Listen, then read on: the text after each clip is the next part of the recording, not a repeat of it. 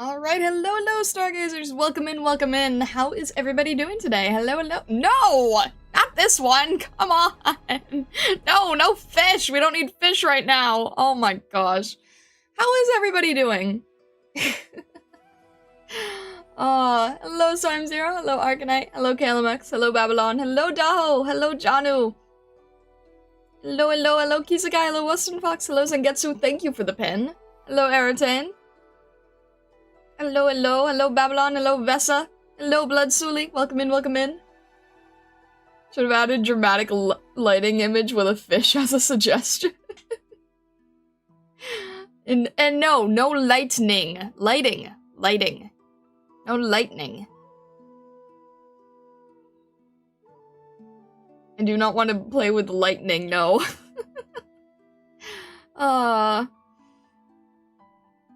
Alright, we've done, like, what, a handful of streams now, where we have been on the main channel. How is, like, I'm kind of curious, how are people feeling about it at the moment? Like, what is everyone's, current feeling about, like, main channel stuff? I'm curious.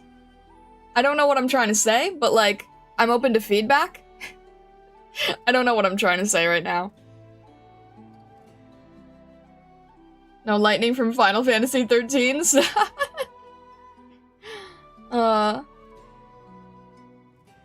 It's better because here I can prism. On the side of the community / audience, it literally makes no difference. There's literally a you thing. That's not true. There's been, like, differences in chat and differences in having to go somewhere else and stuff like that. So I'm curious. I like the main channel more. Everything in one place is better. Prefer main channel. At least this chat is on time. I like this. Dr. Starlight can't monopoly the atelier anymore.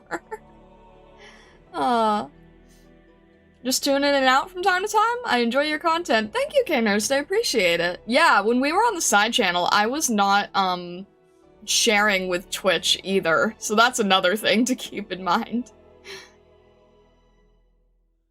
How's that even a thing to begin with? Such a weird bug between different channels. I really don't know. The only thing I can think of is the chat coding, maybe? I'm not really sure, though. Wait, that's a good point. Back to the side channel. Can't keep Funny Monday stream from Twitch. I mean, like, to be honest, there was no reason why I needed to gatekeep Twitch from it in the first place. It didn't really make any sense, because Twitch is not really my main source of growth, so I don't think it really mattered what I was doing or not doing there. I'm not really sure why I ended up gatekeeping it. You got a shout out by the worst Arknights YouTuber for Arknights today? Wait, why? Wait, what? Elaborate on that, what? The solution is simple. Wait, K-Nurse, I'm curious what you mean by that. Worst Arknight YouTuber, what? Wait, is that Supa? Did Supa say something? I'm confused! Quit Twitch, multi-stream to your main and side YouTube channel at the same time.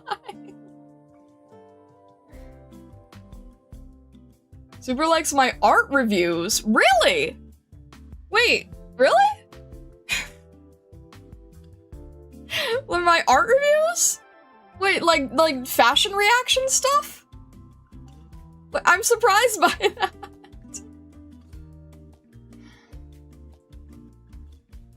Wait, the fashion review stuff, I didn't know if that was... He recommended me with the fashion review. That's really cool! Thank you so much for telling me! I would have had no idea! Wasn't the main reason for the two-channel solution basically to do with the algorithm? Anyone who's already been here wouldn't really be impacted by that. That is true. The situation with the algorithm is kind of like, I haven't gotten to the point yet where I will see if this is damaging, you know? Because if it's an algorithm thing, and if it's like, you can't grow because you're confusing your audience, that's not something I'm going to know for a bit of time. So that's, like, it's kind of weird. Like, I'm trying to do this thing, and it might end up shooting me, it might be me shooting myself in the foot, but I won't know for a while. So, either it'll just seem, like, slow and steady and I won't know the difference, or it would have been different and I won't, I don't know. I think YouTube is just gonna have to deal.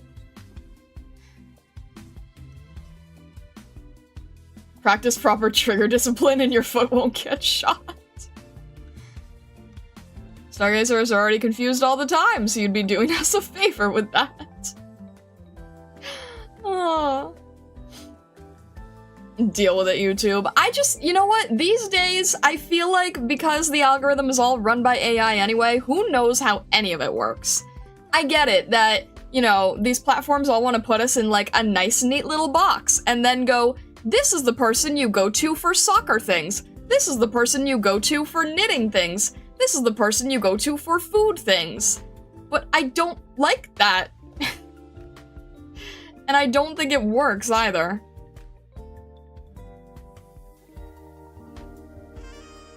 $20.40? I will keep that in mind. I usually can't check out other creators' stuff because spoiler stuff, but I will see if someone on HR can point me in that direction later. Thank you very much, Kaners. I appreciate that.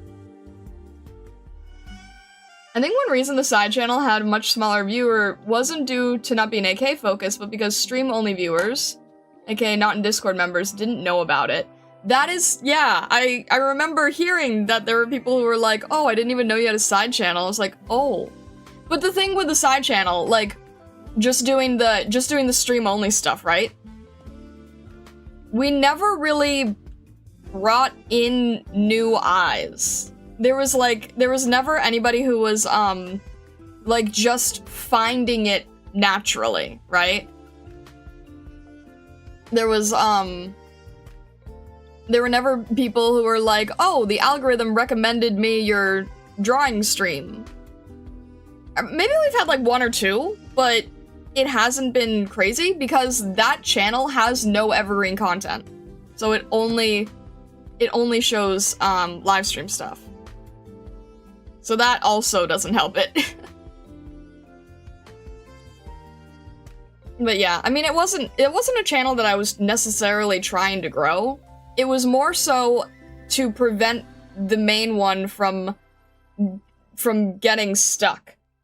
The side channel was not intentionally working to try to get as large as the main channel. It was just sort of like a dumping ground to separate things. But I don't know. I mean, the main channel content is getting shifted around anyway, so we'll just see how it goes, I suppose. Didn't side channels start because of Irium? I think it did. I think we were trying to, like, move over all the Irium VODs or something. Thankfully, I found it in time for Cheese Moon. Oh. You were drawing Arknights here. That's how I'm here. Yay! Yay. I'm glad to hear. I think it's funny that, like, some people have found me through art, but, like, unintentionally. Like, I know MG found me because, in, like, what was second stream, I got hit with maintenance, and then I was like, we're drawing Amiya, I guess. I think you were worried about Irium making your main channel look bad, LMAO. Yeah, that sounds about right, to be honest. That sounds pretty accurate. It's funny because, like, I feel like there's some platforms where it makes sense to have separated channels and others where it doesn't. And ironically, I feel like my mindset on that is completely flipped against what it should be. Like, I think it's really annoying to try to keep up with multiple YouTube channels because video just takes a long time and it's very irritating.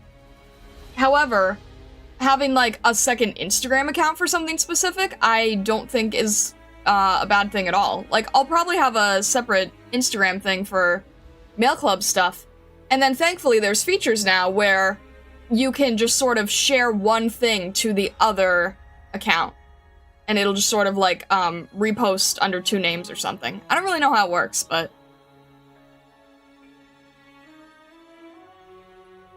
Yeah, that sounds about right. Trying to separate out Irium, trying to, like, get rid of all the children. Oh, I've had so... Irium was a wild experience, and funny enough, I'm still getting views on, like, the how to download Irium video I made. I got a comment, like, last week being like, oh, thanks so much, and I'm like, oh, right, I made this. I made a video on this. I completely had forgotten everything about this. Anyway. So what are we doing today? So today, we are going to be doing a bunch of lighting study.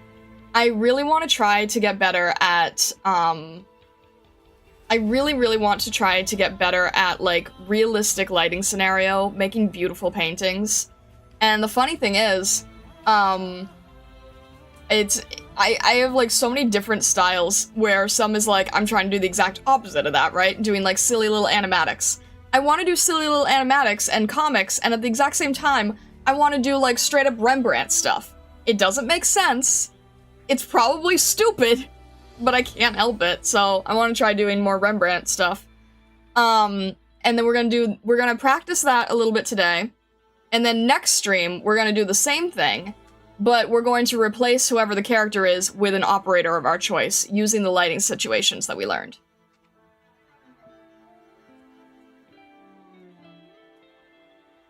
Is your Oppenheimer realization moment? Like an old thread being necroed for a game-breaking bug you made years ago and still being helpful for people. Yeah. I wonder if there's something you can practice a Rembrandt style with. What do you... Oh, pfft. I'm not doing that on stream, Vessa! I need to use the stream to practice. I'm not doing that on stream. No, I'll show you. No, I know, I need to use the stream to learn it. Ironically, there's, I actually really do need to learn this because I need to learn it for some mail club ideas. I need to learn it for some commission ideas because I know that I have people in the queue who want, like, portraiture, like, very fancy, nice portraiture style stuff, and I'm like, I really do need to learn this badly. Ironically, I'm learning more out of it outside of art school than in art school. So anyway, let's jump in here, shall we? And go here. I'm also trying to practice with, like, different brushes, so I was just sort of, like, playing around with a bunch of different, trying to make different marks everywhere. It would go so hard in that style. I mean, that is the goal. That is the goal. I just have to figure it out. So, like... I think we'll start with, I feel like I can do this one first. I think Daho sent this one, if I remember correctly. We'll do this one as a study first. And the thing is, unlike the master studies, I'm really going to focus on not making these one-to-one. It is color and light. We are focusing on color and light. I'm gonna tell myself that. It is just about color and light. And the goal is to be able to paint like Dino. If anyone knows Dino Illustration, you've probably seen their work on Twitter. Dino is, like, one of my absolute favorite painters. Dino and Quasar Cake both, they have very similar painting style, but the goal is to try to be able to do stuff like Dino. This is the stuff Dino does, and as you can see, it's extremely traditionally inspired, right? So that's kind of our goal. Learning the lighting style, being able to do a simplified study of it a few times, and then being able to add in operators. Seeing if we can do things where it's like, you can take an anime character and make them feel like a Rembrandt painting. Because I do have some pieces where I do have to do that at some point, and I want to do the best work I can for them. Also, hello, Trion.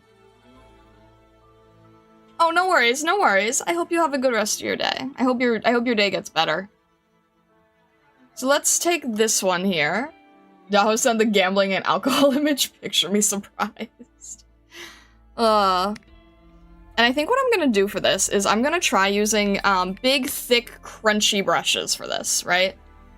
And we're still gonna try to do the thing where we are not color picking directly. So, like, I'm not going to worry about super amounts of color accuracy. I really just want to feel the mood of the painting, if that makes sense, right? I'm really just trying to focus on, oh, this has a lot of color jitter in it, doesn't it? I'm really just trying to focus on the lighting, so we're gonna be really rough with it, really fast. I need something with less color jitter. Maybe this? No. I need something thick. Inky? Sure, that works. Let's do that. I'm also playing heavily around with, like, big, thick, intense, bold brushes. And then let's get, like, a little bit of that gold here. I'm still trying to make sure that I'm paying attention to values, right? Still very important to do that. These don't mix well, so I have to keep that in mind as well.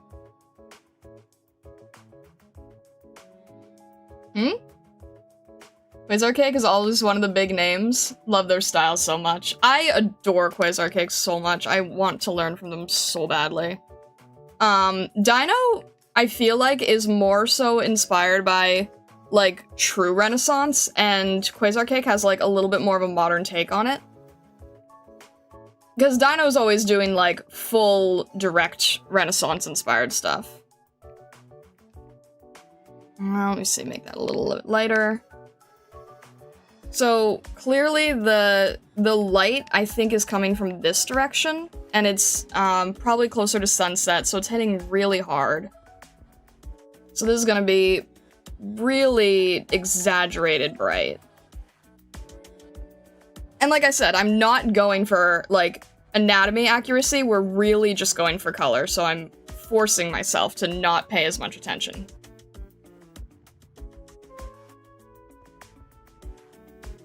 Hello, Cerulean. Welcome in, welcome in. How are you? Said that really strangely. Alright, let's do something. This is getting redder. See, the thing is, if you have the color and everything accurate, then it doesn't matter if the anatomy doesn't work. If it's, like, not super accurate, it'll still feel like it works. I don't know what I'm trying to say here. Try doing something a little softer. Trying to learn how to mix the colors as well here. Because you're really just focusing on value, right? So it's not gonna look like the character, but that's not really our goal right now. Our goal is to just get something that kind of matches in tone, right?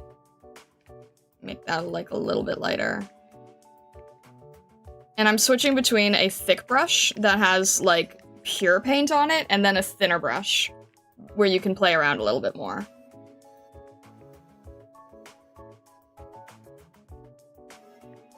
So that's our thinner brush, this is our thicker brush. It has, like, no variation, all variation, that kind of thing. This feels like it's still a bit brighter, isn't it? The main thing is you're trying to understand the value structure. Maybe I'll go a little bit brighter here.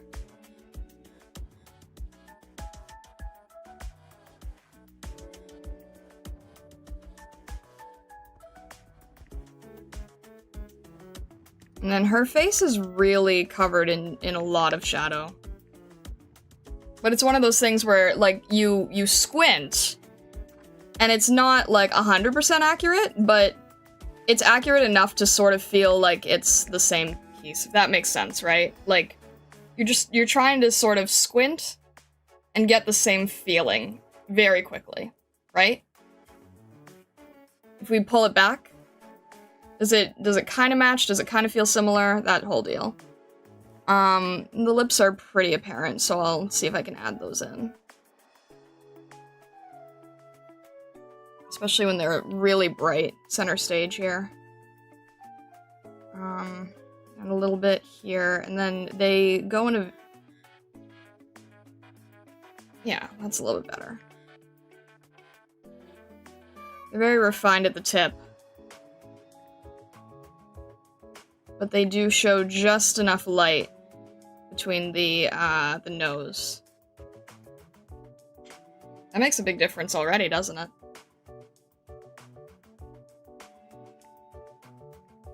She has, probably I would say, a little bit of a darker, warmer tone here on her eyes.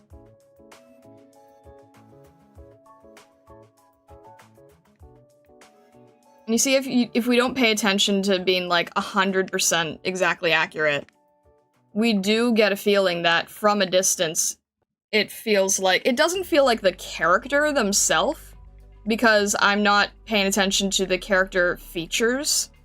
So it's still going to feel like not accurate to the character, because I'm not focusing on the one-to-one there. But it does feel like we're getting the same mood of the piece.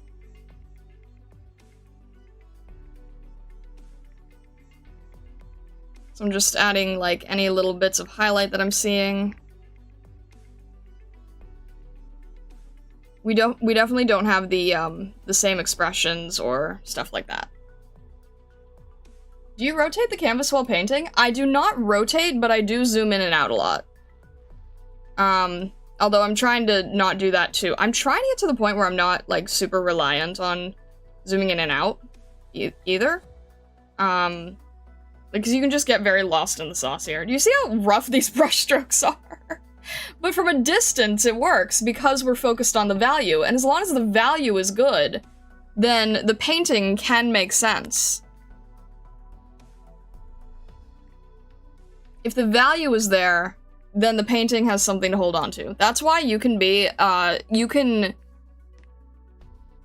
be bad at a lot of other elements of art.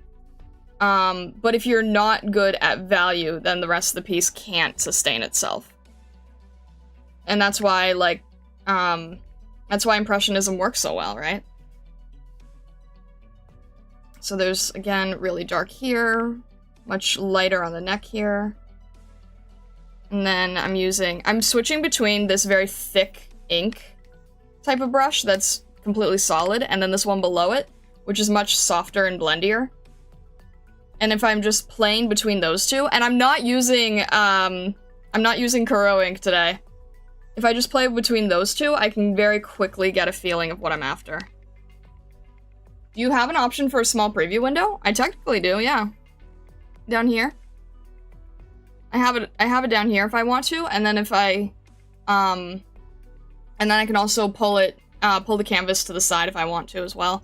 So one thing you can do is you can go to Window, Canvas, New Window, and it'll just make a copy. You can pull it off to the side, and you can make that, like, a little bit smaller if you wanted.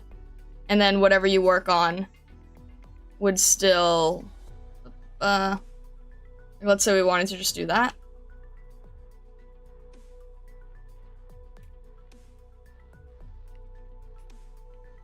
You can do stuff like that too if you wanted to. I don't feel like we need to necessarily for this one because we have our reference, like, right there, and I'm not really zooming in and out too much. But that is an option. We do have that option if we need it.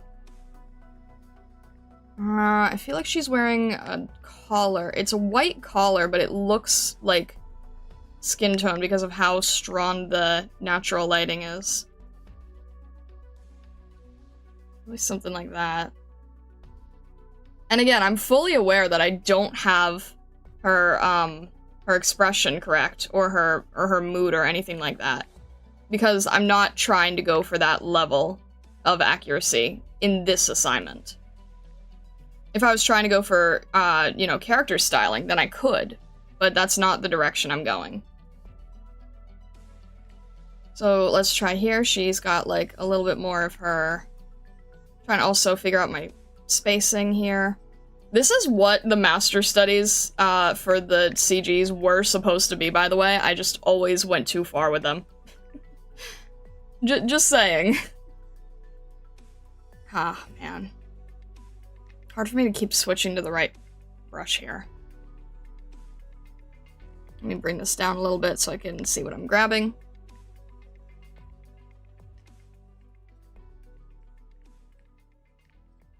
And if you combine like a little bit of a hard brush, a little bit of a soft brush, then I think that's best. If everything is too soft, then there's no structure to the piece, and I think that that is the problem with a lot of my older pieces, is it does not have any structure.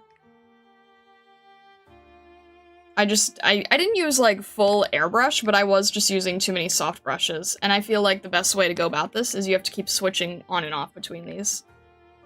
This is gonna be a much harder shadow. I feel like these are still a little too harsh. Especially like for this lighting, it needs to be a little bit more vibrant. Maybe like up here.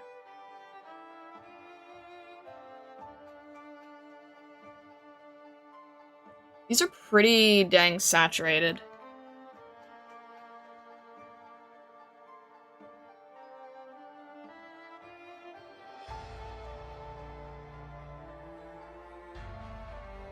I'll switch back to the thick one. And I'll keep moving on because I don't want to be spending too much time in this area. But I need this color. Try to get the... Let me just add a little bit more here.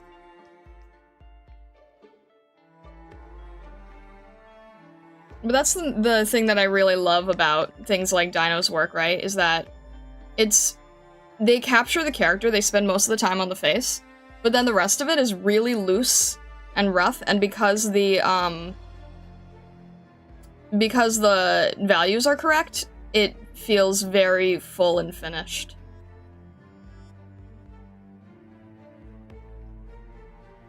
So again, less focus on anatomy today, more focus on setup.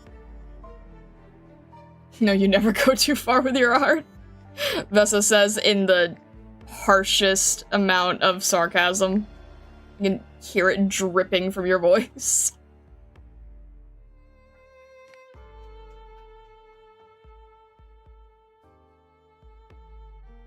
Alright, maybe something like this. And let's get the light on the knuckles.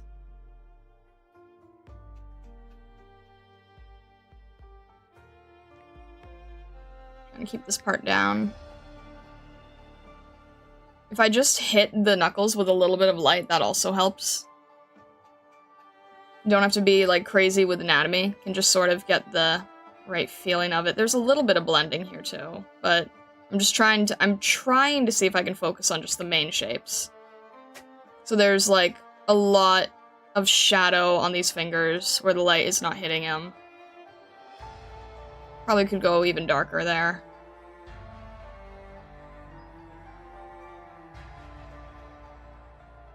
And it's a little hard for me to tell,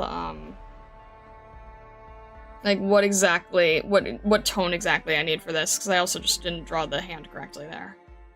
Alright, let me move this real quick. I think it needs to still be warmer. There we go. I'm not worried about this, I'm just gonna paint right over it. Don't care. My shortcuts are not set to this brush, and it's bothering me.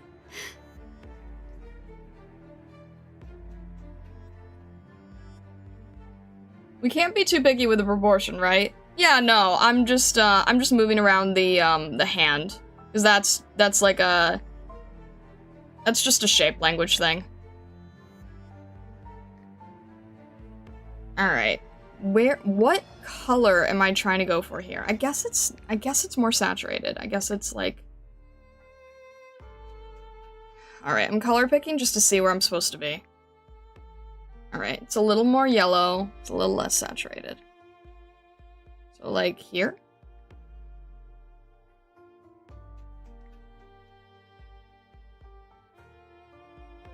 Fair enough. Okay.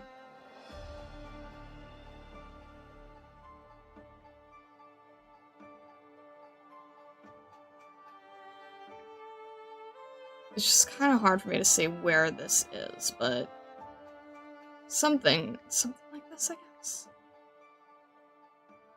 Kind of hard to focus where it is. I'm gonna use that soft brush and kind of blend in the knuckles a little bit more. Might help, and make sure that the soft brush lighting is still warm too. Especially if we have to keep, like, pushing everything together.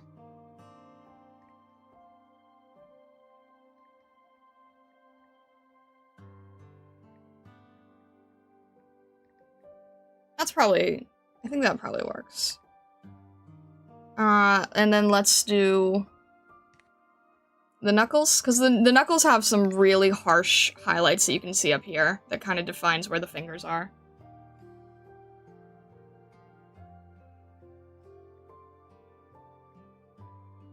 It's not as accurate as I want it to be.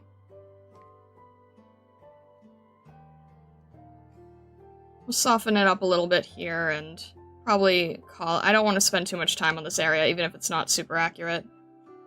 Should probably just kind of leave it there and move on. Hands are hard. Hands are hard, and then just trying to get it right in short time is hard too. So that's fine, we'll leave it.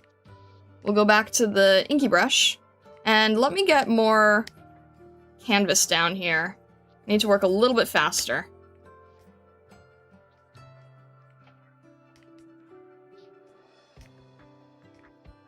And get like a little bit more of that waved hair. This is a lot of dark value. This is much deeper in saturation and tone. Let's soften this. This is really soft in the back, so that's fine. I feel like the whole thing still needs a stronger orange element. Especially, like, right under the eye. Feels that's really, really strong right there.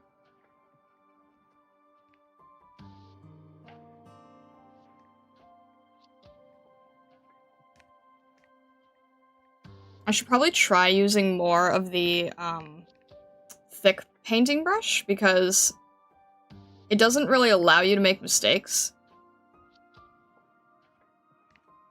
And you kind of have to force your accuracy much faster. But for some things, I guess I can blend it a little bit.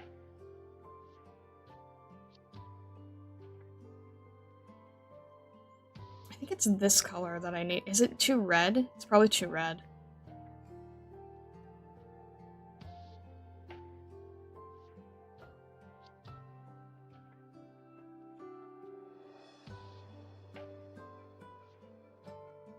I'm gonna leave it about there. Okay. And then let's just get the cards in here real quick. Values of the cards is all I'm really focused on. So these ones in the sun are much lighter. And then under her hand there is a darker shade happening.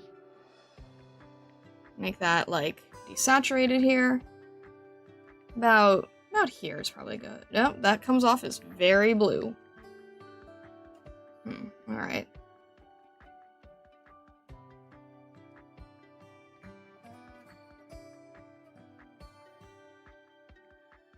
Still learning how these colors interact. Probably we should make these... Comes off as blue. It's so far away from the yellow in the color wheel that it comes off as looking blue instead. Alright, something like that. And then we'll make this a little bit lighter and do the rest. Need to keep making it more saturated. Trying to play around with this as fast as I can. And then this goes even brighter. Right on the edges, at least.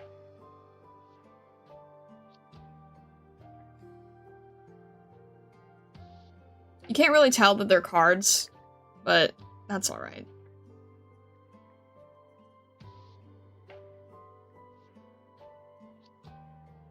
And she's got her thumb on one of these.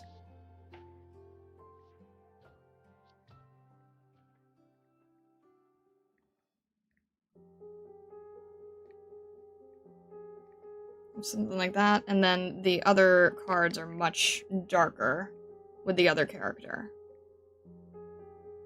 I'm gonna do a little bit of color picking just so I can kind of see where I'm going. Because this is like straight up blue. I can do some without color picking, and then some I kind of feel like I do need to color pick because I'm just trying to learn where this is. Like, this is a very desaturated brown, but it would have come off as like a yellow-gray to me, I feel.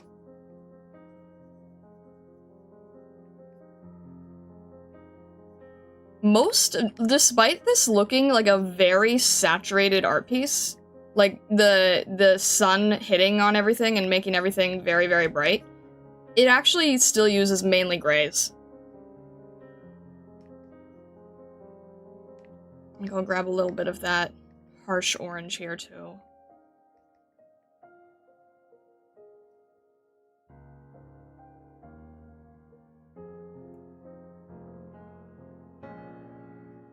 I read the thumbnails playing with lightning, just as fun, but a far bit more dangerous. Everyone did, apparently! Everyone read it as lightning. Alright, I'm trying to get some fingers here. I have to make this a little bit larger, just so I can play enough with the canvas. Let me just add the rest of the canvas in. And again, not trying to make it perfect, not trying to be crazy with it, just trying to get it down. What is the... Okay, this color, to me, right here, this color looks like the color of the table, so why is it not? This color is here, so this is redder? The heck? Why do these look different? Just darker? Okay. It's just a little bit darker, and it comes off as... It is a little bit redder. This is so confusing. Maybe this needs to be... Maybe we'll shift it a little bit.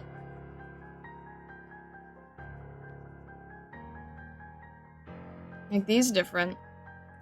Let me grab my soft brush here for the hand.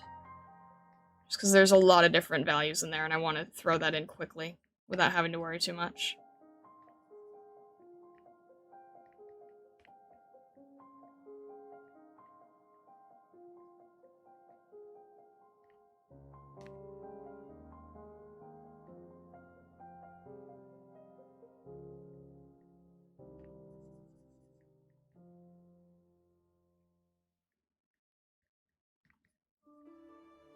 And then the table is much darker.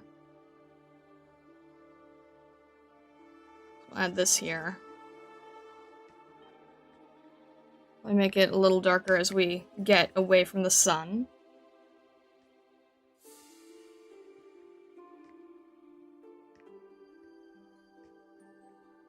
We have this hand here. It's kind of end up being the same color, a little bit lighter. Ends up being kind of the same color as the cards. This is definitely tricky for me. This ends up being much cooler for the shadow, which ends up making it come off as blue. So I'll grab a little bit of a darker color here too.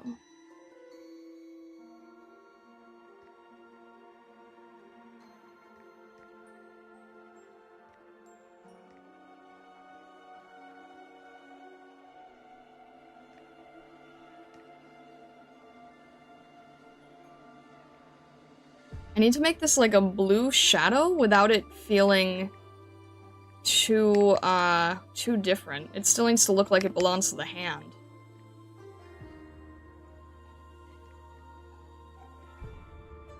I guess I'm not entirely sure how to do that yet.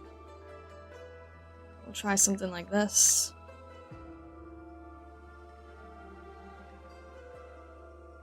So you can kind of see that their hand is like pulling the card. Add a little bit of detail shadow here. And this is a much lighter color, so it's going to be on the table.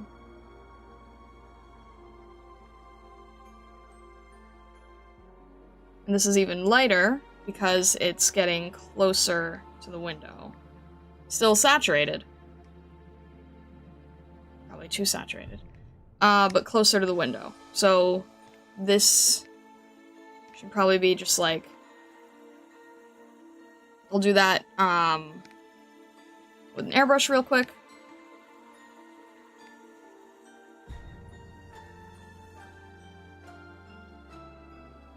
Is it recommended to add a yellow overlay filter that simulates the atmosphere? I'm trying to see if I can do it without an overlay filter. I might throw an overlay filter on afterwards and see if it makes a difference, because this still probably feels a little too cool, doesn't it? Let me try to add a little bit of an airbrush over it, just to warm it up slightly.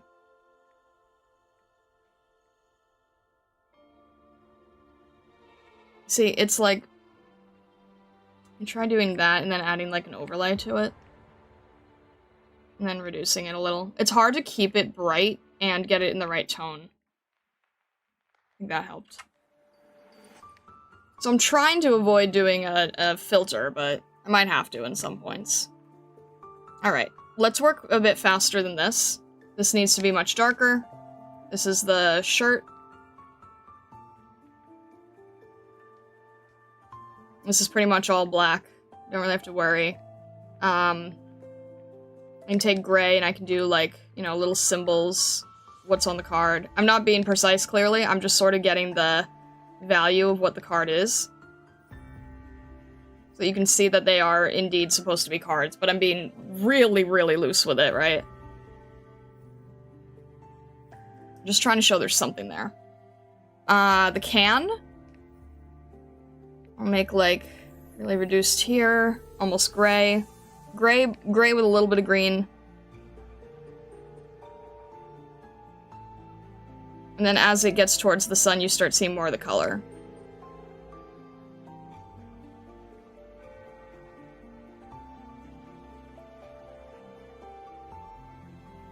This is a pretty blue-green, so we're gonna shift it down over. Make it a little darker. There we go. Make it more desaturated as it goes around.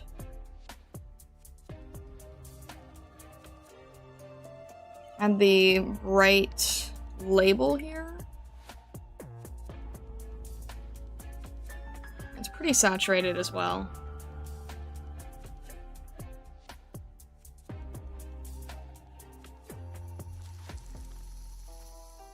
And we'll just do this really quickly with an edge. And then we'll take this light color and use that for our highlights.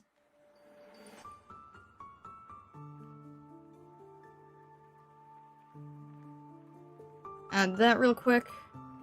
I'm not being very precise about the structure not falling apart. Right? I'm kind of just trying to make sure that it feels like the highlight is where the highlight needs to be. It's actually pretty strong, so make it thin like here. And then there's a little bit of the piece of the can on the other end too. See, I have to work this fast and chaotically, otherwise I'm not gonna get this done, but I still want to have enough of the practice in so that I'm playing with enough different types of values. So far, using this very thick brush is helping me, because it's preventing me from forcing myself to go too crazy on the detail. I'll grab that here. And then we'll add her in real quick, too. So, she's also got the, very dark hair. It's kind of the same, charcoal. It's not pure black because of the filtering over it, right? So we'll just go on this real quick. This is all pretty dark. There's a little bit of light here, but not much. Use this to make it subtler. Go back to a thick pen. Make this dark, dark, dark. Add a little bit of color here, but not too much. Maybe this is like, you know, part of the clothing or something. We'll reduce this as well. We'll paint over this a little bit to darken it too. Having a hard time, like, making her hand show, but it's okay. Because her hand's not really being lit by anything, aside from underneath.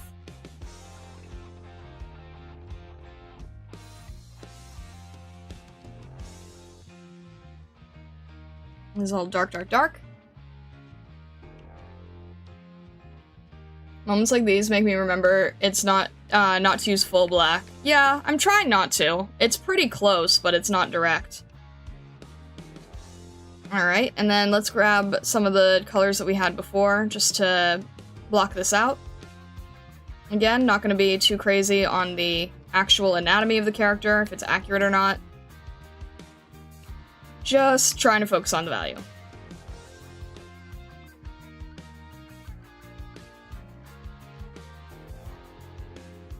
This needs to be much, much cooler.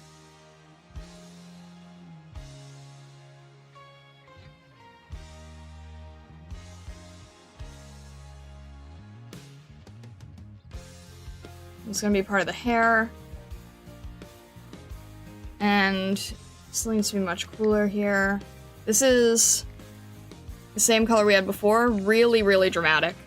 Really bright. And I have to sort of try to match it. It's very hard to do on a softer face. At least for me. Let's get some of the red tones out. Because the sun is hitting really harsh, so...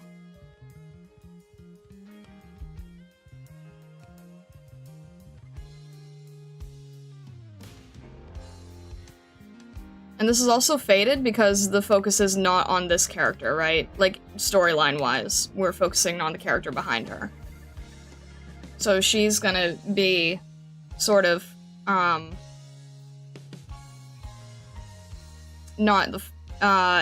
in focus. She's blurred.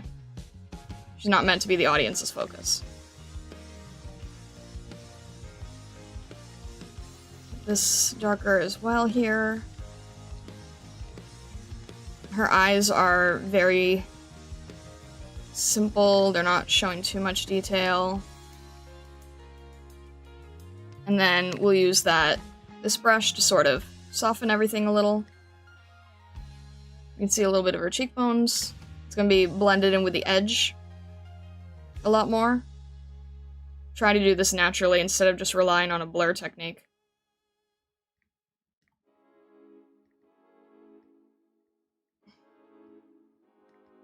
It's gonna be where her nose hits, we're gonna do like almost pure white.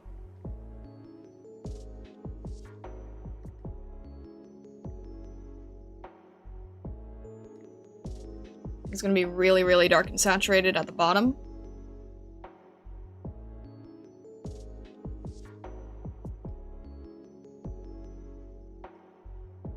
And she's got a little bit of her hair tucked in here as well.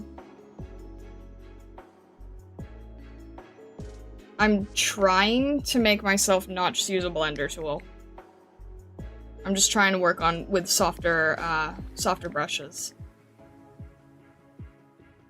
If I can help it.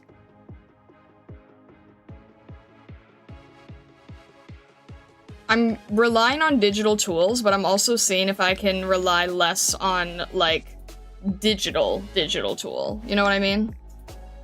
Helps it look a little bit more organic that way.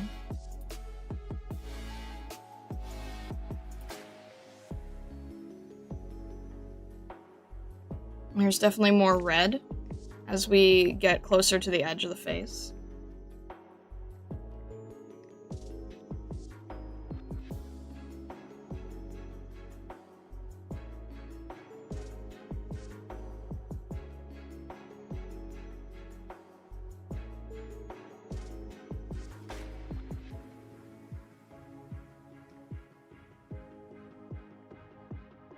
And then this part is like pretty much almost white. It's doing the same thing here on her lip, and it's doing the same thing on her nose. This I'm actually gonna go back to the really thick brush because this is very, very light. Pure, almost white. Not that quite much, but...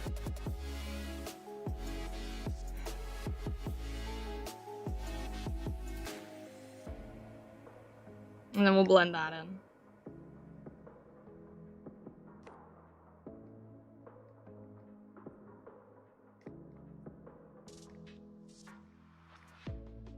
And we're trying to balance making it light enough.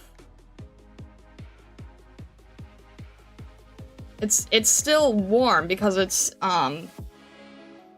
during sunset, but on the nose especially, it's very, very, very focused. Very bright. I don't know what I'm trying to say.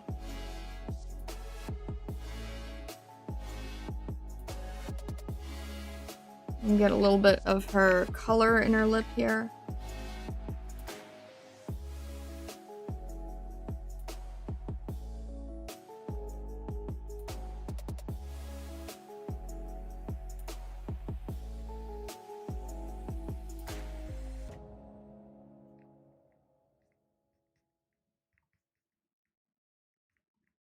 We'll see if we can add that, make it a little softer on the edge as well. Keep blending the color here. And then we'll add a little bit of darkness where her neck would be. And about there is... make that a little rougher. Have a little bit of saturation where this meets, where these colors meet.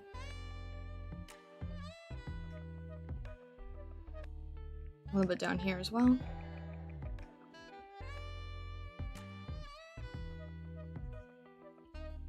And there's still slight highlight here, too, even though it's a little bit warmer. About here, yeah. Because it's, again, it's not just one pure block, right? There is some highlights in the hair still.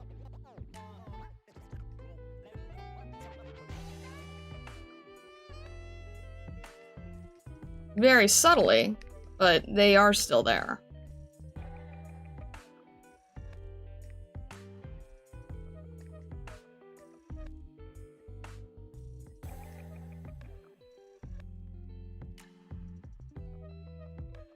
All right. That was definitely too long. But we basically got the right color scheme.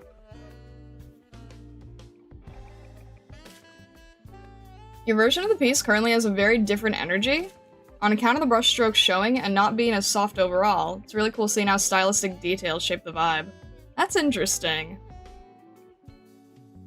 So it's like, you know, we didn't focus fully on getting the characters perfect, but we got the same lighting scenario, right? If you blur your eyes, it's like we got the right colors down, we got the right connection down. You're right about the brush strokes making it like a little bit strange. It's funky. I think I'm happy about the can. I got the can done in like 5 minutes.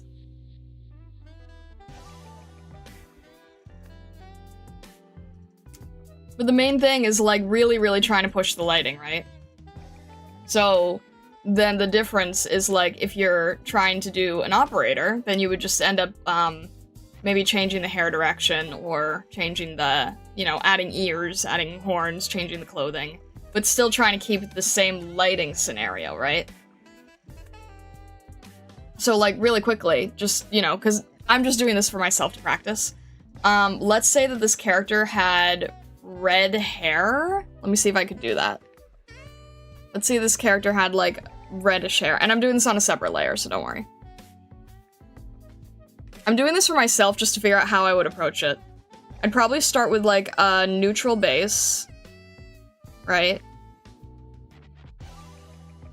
And this would probably still end up being near black because of how close it is to the, how much lighting direction it has. So I'd still probably make this near black. And where this is hitting, I would probably be making it pretty bright. Maybe like this? And this is where it gets hard, right? Because this is where you don't have anything to go off of. This is like, okay, we took away the reference, now you have to sort of make it up on the spot. So all I have here for reference is how the black hair behaves. I don't know how the other hair behaves, so now I'm just sort of trying to play around and see what might work for this. Probably have to make this darker? Like maybe gray? Here? Not really sure. I don't really know. I'm kind of playing around and experimenting. How would her hair behave in this lighting? Maybe there'd probably be a little bit of dark area here. Maybe right on the edge. Like what should this highlight color be? And how bright should it get? Right?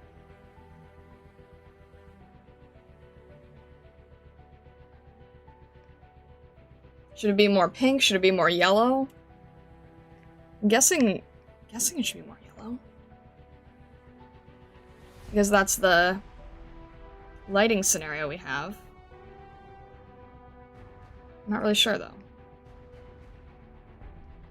I feel like I'd have to take an object of that lighting and then sort of, like, place it, figure out where I'm going with it. But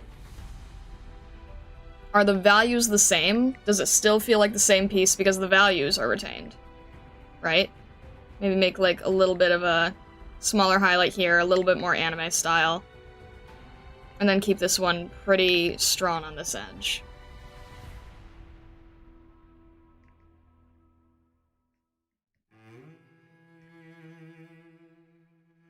Does it feel out of place? Or does it feel... that's the main thing, right? Does this feel out of place, or does it feel like it still fits because we match the overall tone? Hello, newbie. Welcome in, welcome in. If I color shift this, right? Is this still accurate? No, why is this not accurate? Because it's still too vibrant for the scenario, so we'd have to desaturate it. And now it's more purple, so you'd have to go back and sort of, like... You have to find that balance of still keeping it within that realm of reality.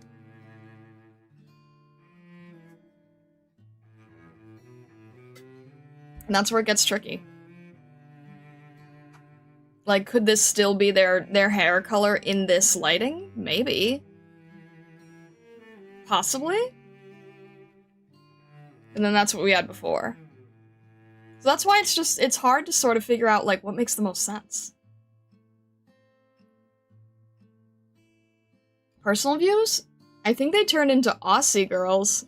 What? Fine Fox, hello, hello! I picked the middle card in the picture. I have no idea if that would be a good thing or not. But you kind of get where we're going with this, right? So, let's see here. Because that is essentially, like, what the, what Dino is doing with their pieces, right? Like, they're figuring out the lighting scenario and everything, and then, okay, how is this anime character going to fit in this vibe? It's tricky. You have to know so much with light and color and theory and everything. But I'm so inspired by it. Alright. Let's try... Alright, let's try, different layout, different... These are kind of similar, right? These are both warm. I should pick one that's not warm. Let me save this. I did not make a time lapse, I'm just realizing, but that's okay. I guess I didn't need to. Not everything needs a time lapse, I keep telling myself. We'll just call it lighting study and then whatever the day is. Alright. Let's pull something that is a different light scenario. Let's try... I'm trying to think. Some of these are kind of like mixes of each other. Oh, that's difficult.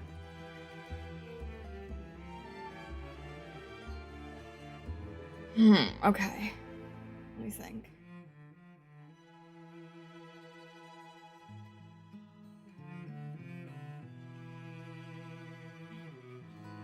You know what? Yeah, let's try it.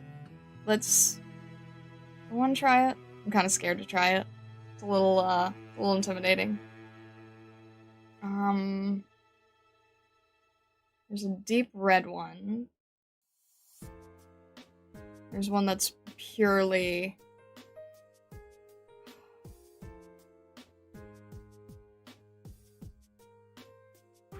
There's some that are diffuse, there's some that are extremely intense.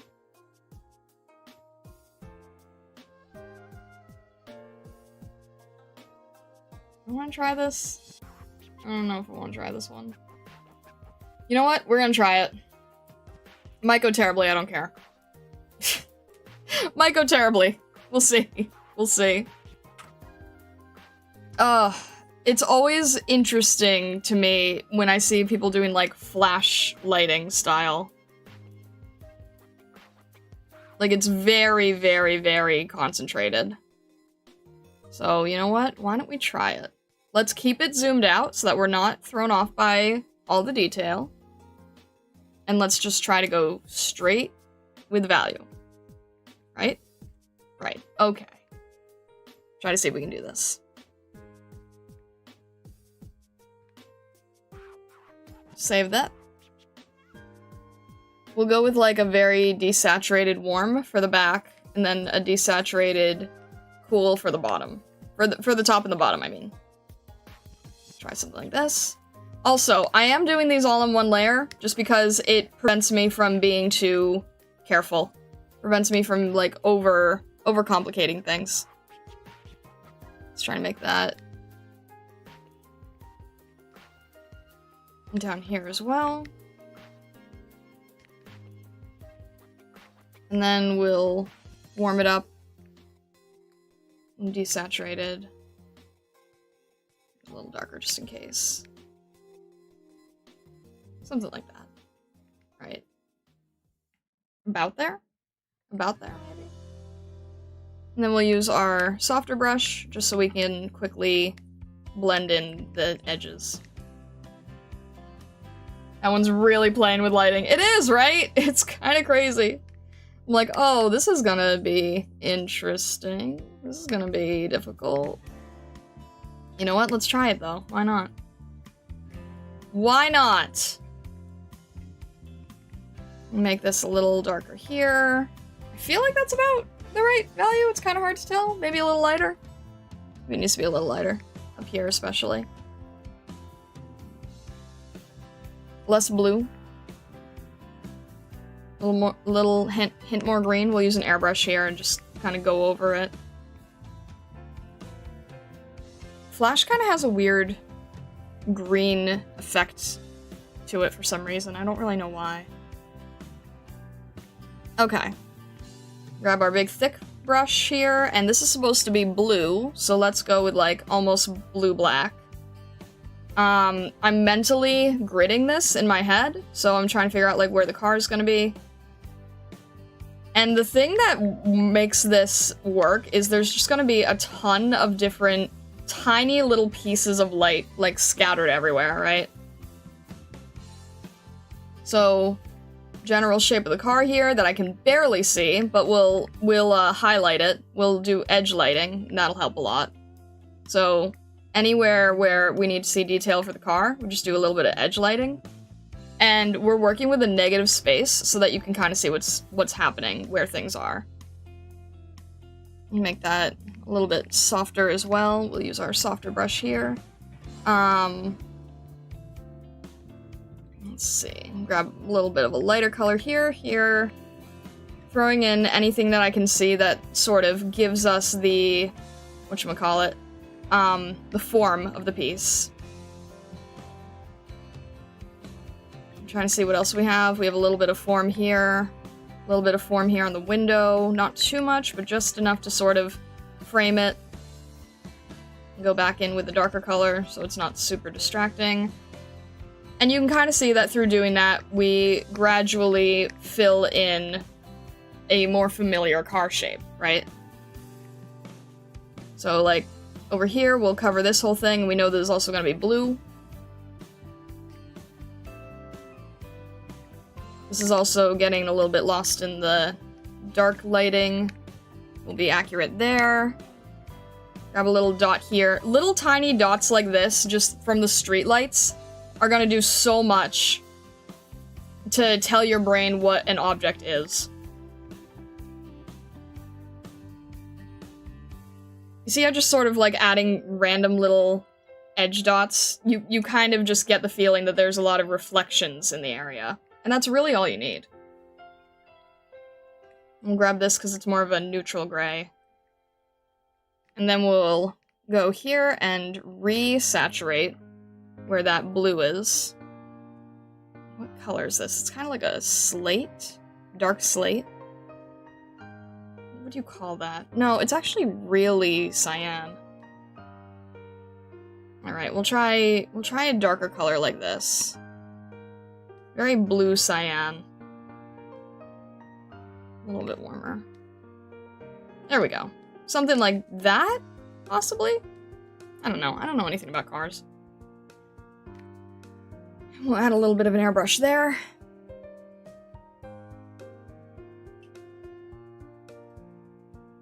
I feel like that's kind of a grayish cyan color, no? I don't really know.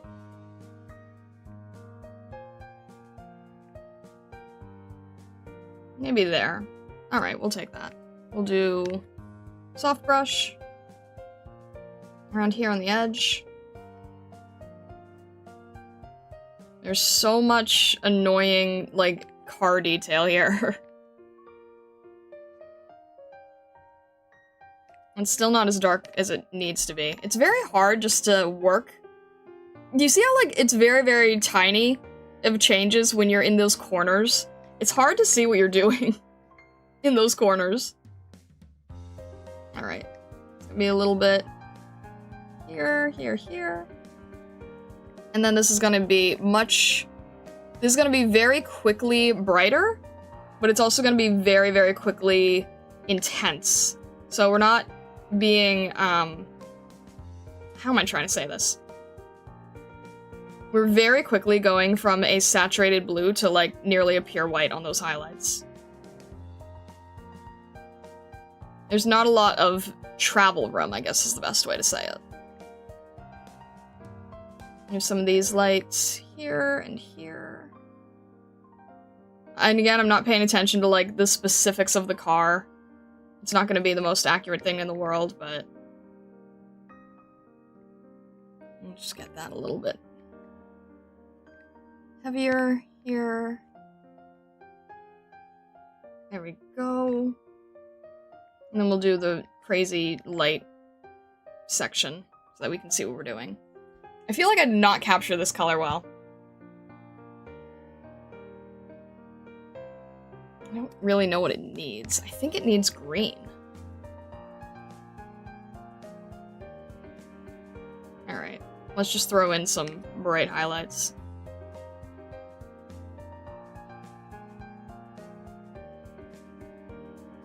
I'm gonna make those blue cyan. Soften that too.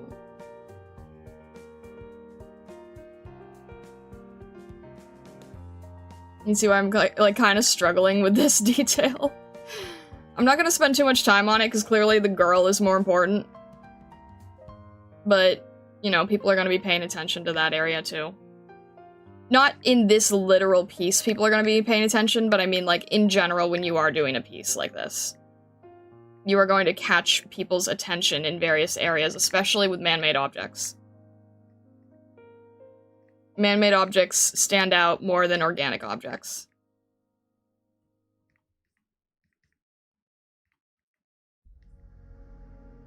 But, I don't know. Is there enough color? Hopefully.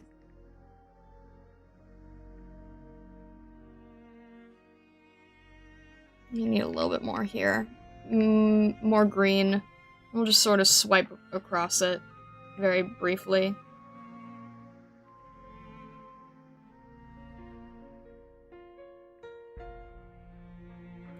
the most accurate color this time, but oh well, we're learning.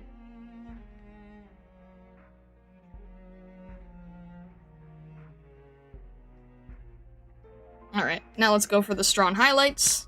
Grab our thick brush here. Maybe not that strong.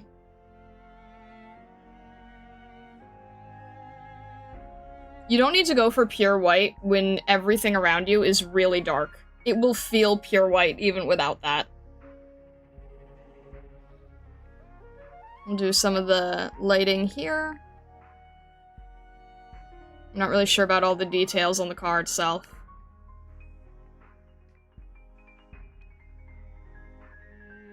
It's gonna be much darker. On the edge here.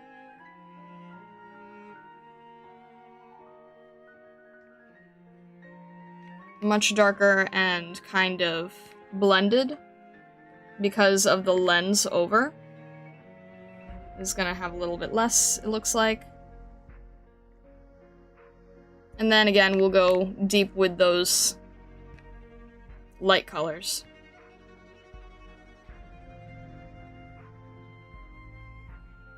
And I'm still using the soft brush here because they're very diffused. They're not sharp exactly. I can't really, I think it's not shining. So I have to be careful that it doesn't look like they're on. Just that they're sort of being picked up from the highlights in the area. And then there's also some highlights here on the this part here, a little bit there. Kind of just making like random strokes. Filling in the space a bit more. It looks a lot more detailed than it is. I'll show you in a sec. I'm just sort of grabbing some grays, some blues, filling in the space. Just sort of making it visually, from a distance, I'm just sort of trying to trick you. I'm just sort of trying to trick your brain into thinking that it's more intensely detailed than it is. Because it feels pretty detailed at this point, right? From a distance, anyway. Make this a little bit stronger on the very rim here. Just a tiny bit.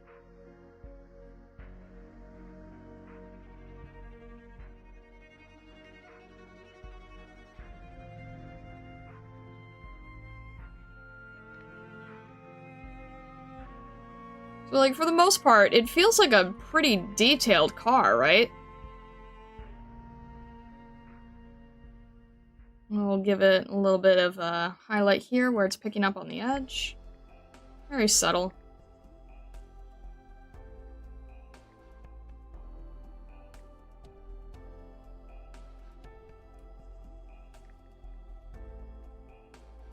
For the most part, it kind of looks like a car at nighttime, right?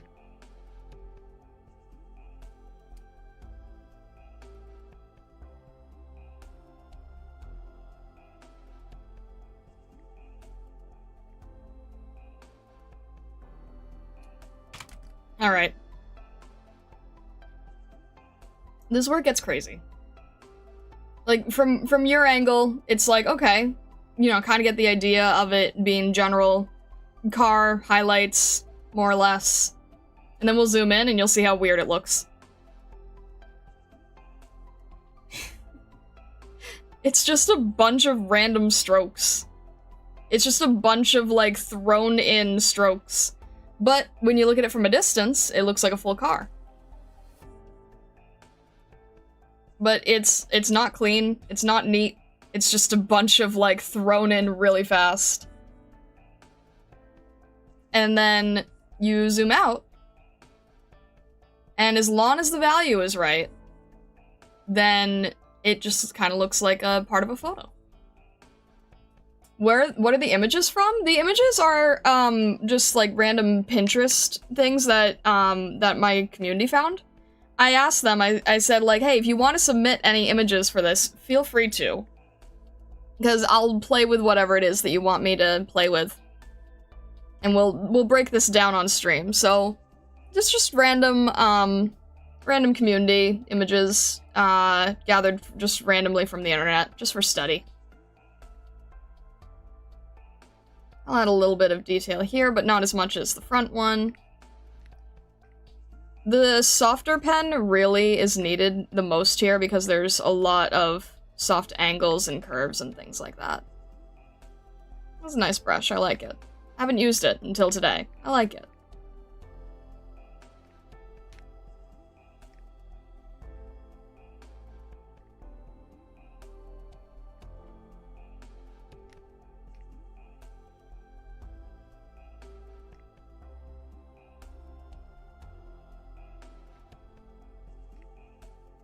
And this part here, maybe make it a little darker, deeper. There we go. Quickly get in what feels enough, car-like enough.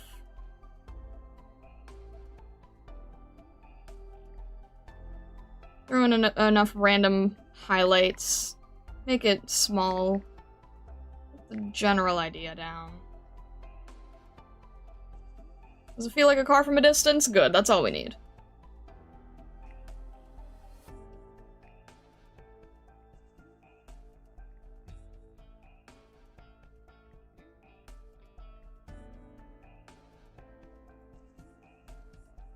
Low-key, I've seen people use this brush strokes, but not even zoomed out, and it worked. Just worked well.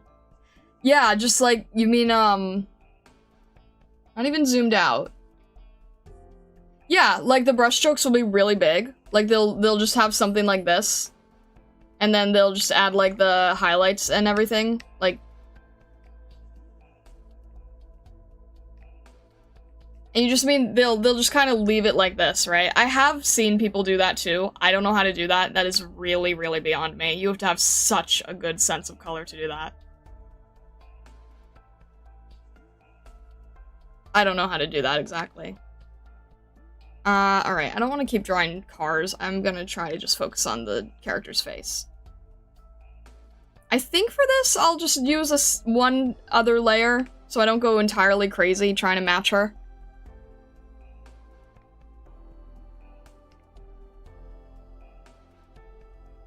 Alright, let's focus on her face.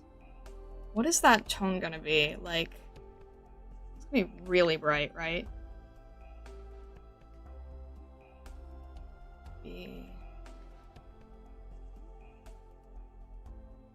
Way more saturated. Yeah, probably about there. Send a picture in a minute? Yeah. Even more messy. This, you guys know that I have a really hard time being messy. This is me really trying and struggling to be messy for the sake of getting work done faster and studying more. I'm not great at being messy, but it is something I'm trying to work towards. It's very much a once you know the rules really well, you can break them type of thing. Like, I'm always seeing people, what is it? It's actually really not impressive to make something extremely photorealistic because you can kind of just copy it from the thing you're directly seeing. What is more impressive is like, you know, impressionistic style, like what Stockler is saying, where you can make something feel realistic, but then when you look at the brush strokes, you're kind of doing the bare minimum. And your brush economy is really good, right? Like, you're not using that many brush strokes to get the idea across. I'm just color picking if I'm like, oh, that's a dark color I need. Yeah, I'll just grab that real fast. It's easier than going into the color wheel. I see a lot of beginners, and they start off doing full realism portraits, and they think that they're really talented because it looks exactly like the reference. But they're not doing anything creative with it. They're just sort of copying what they're seeing directly and then trying to just make a one-to-one. So interpreting it and then doing it in your own style is honestly much harder and more impressive.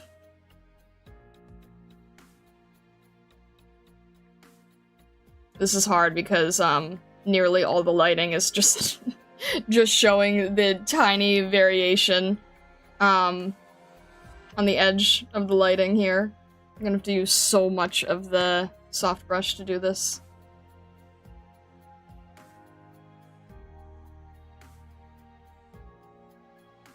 It's really bright. It's really bright, and it also has a filter on it, so it's like gray. Kind of hard for me to see.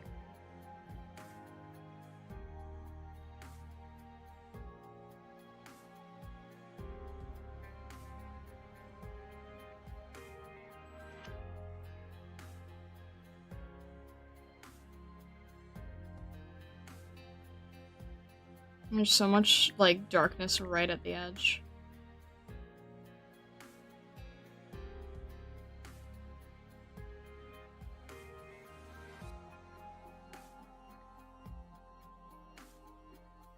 And it's so sharp, too.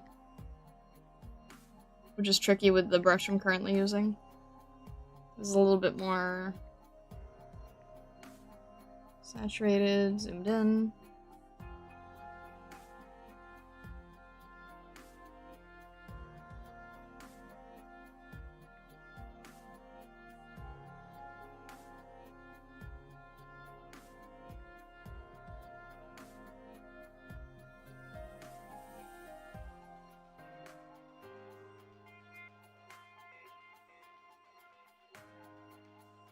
I get the average lip shape, but I've never been good at lips. I feel like lips are kind of the one thing that I really, really hate drawing. That's why I prefer anime looks so much more. I've never liked drawing lips in any form. It's so easy to mess them up and make the character look really bad.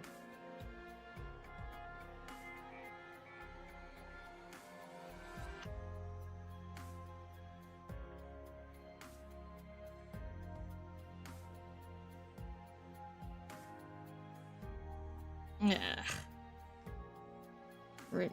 Have the whole thing ruined because of lips.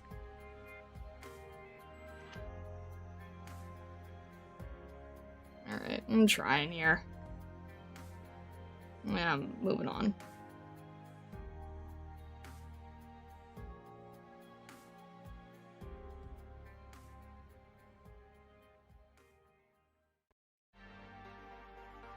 It's hard to keep this looking very petite with all the different colors on it. She's really strong cheekbones though, so that helps.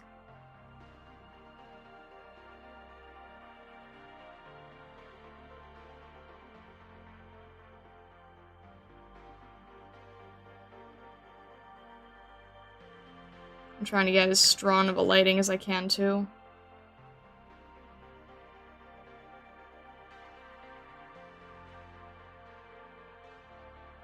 My eyes are bugging out trying to look at the difference of the light on the light here.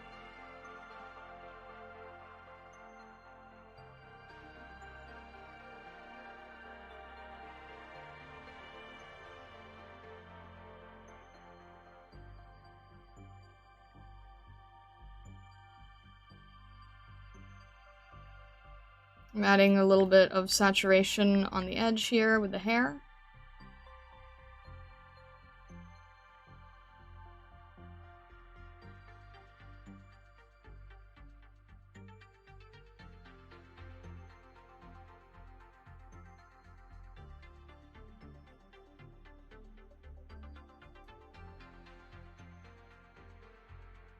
And I have to get the kind of gray highlights also in here. Just sort of so that you can see where her hair is.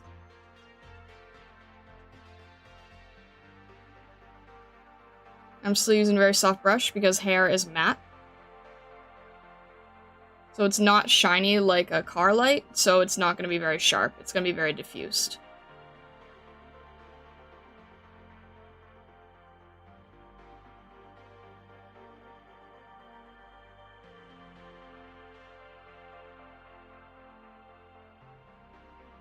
And of course, a lot of what we're seeing is also because of the car behind her.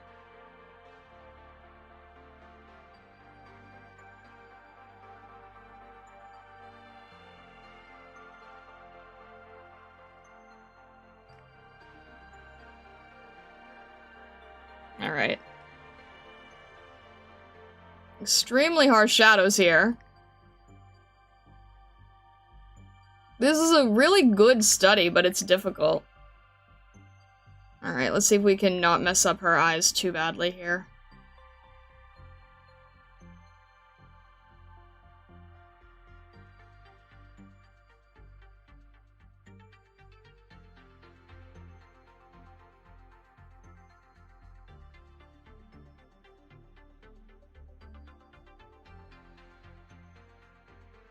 Her eyebrows are a little higher. A little grayer. And I know I'm not getting her face right because of these lips. They are killing so much of it, too.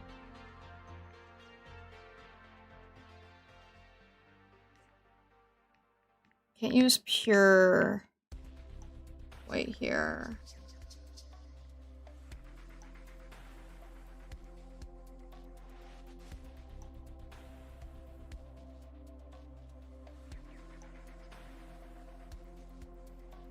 I'm trying to use the soft brush here to get the shape around her eye as well.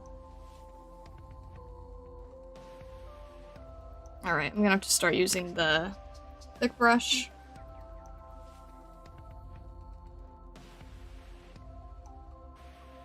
It's a good thing I said I'm not trying to focus on likeness, because this is not good in the likeness department.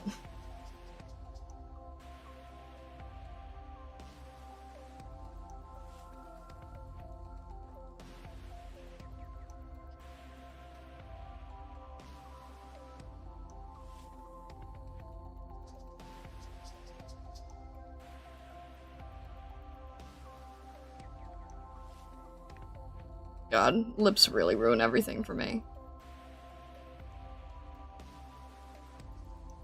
I'm using Liquify on this, I don't care. I hate drawing lips so much.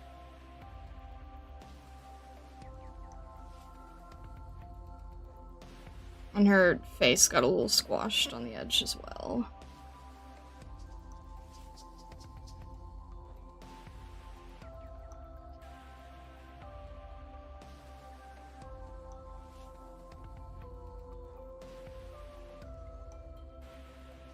Use a very subtle smile, or at least that's how it's coming off to me.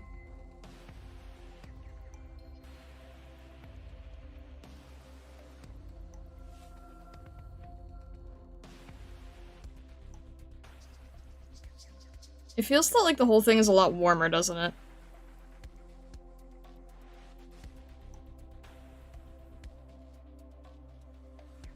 I don't know how to do this. I feel like there's definitely a filter on this, right? There's definitely a filter here. I feel like there is anyway. It's kind of warming everything up. Alright, you know what? We're just gonna keep it like that. Again, we're not focused on we're not focused on likeness here, we're just trying to get this down. This is gonna be so hard on Thursday when I eventually try to do this with, like, operators.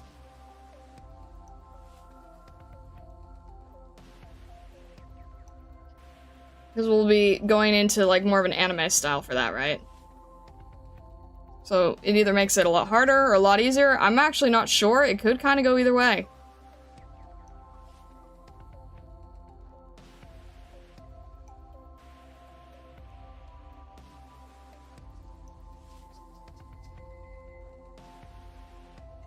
I find it funny how her shirt is kind of blended in with the background now. Didn't even try to do that. Didn't even expect that. Alright. This is all one layer. I need to move this over. Whoop.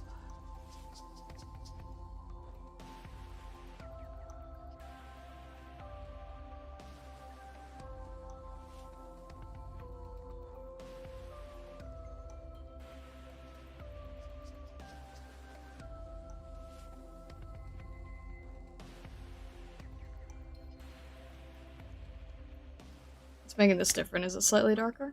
I guess so.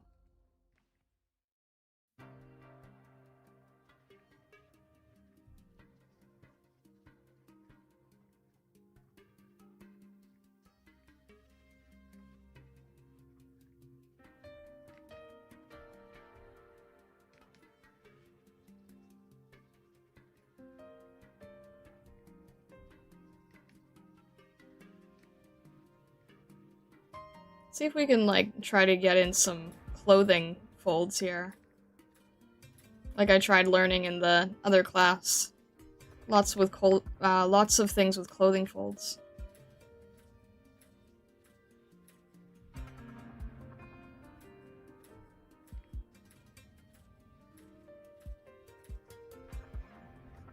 Still hard to just do that naturally.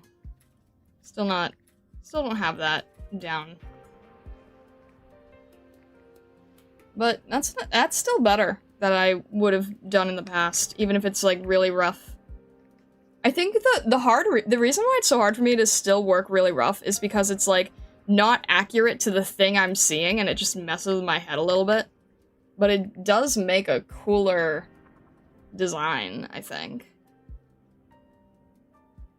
It's just hard because it's like, oh no, it's not accurate, therefore it's wrong. And it's kind of a hard mindset to like shake yourself out of.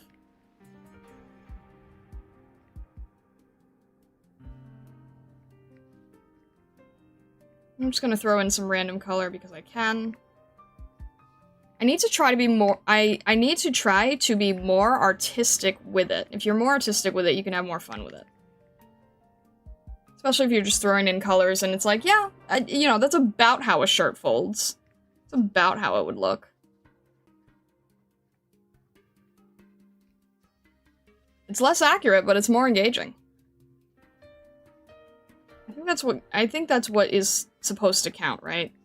Less accurate, but more engaging. It's very hard to do on the right edge.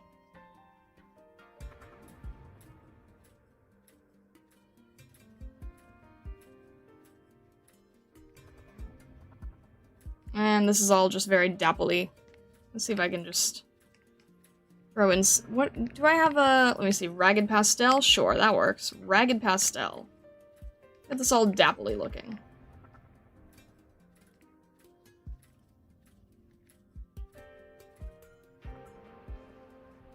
Make this all really thin. Trying to get the cracks here. Just something textured enough.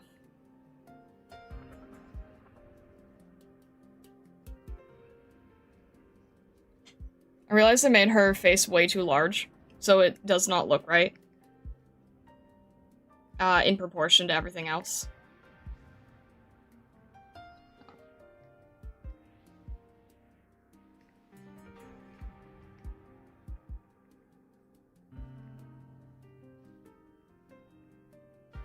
Get rid of that real quick. Oh, not try and do that. There we go.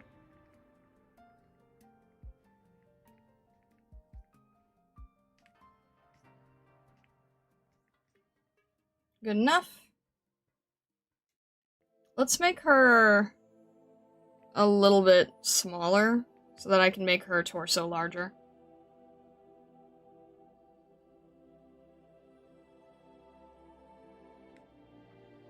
I'll just grab it like that. That's better.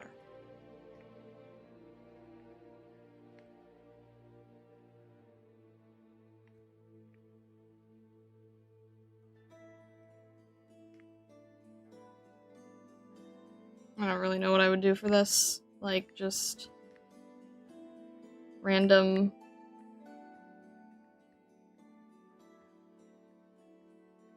random squiggles that kind of feel like the right shape for the shirt. And then some that are stronger in highlight.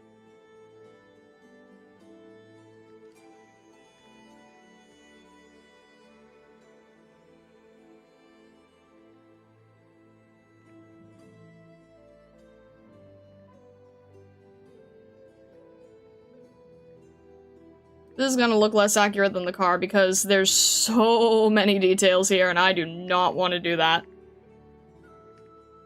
So I'm just trying to, like, basically add pointillism.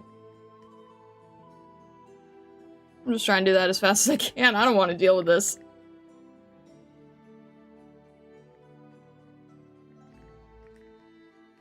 I'll just take a whole thing and airbrush it, I don't care. I'm not gonna put up with that much detail.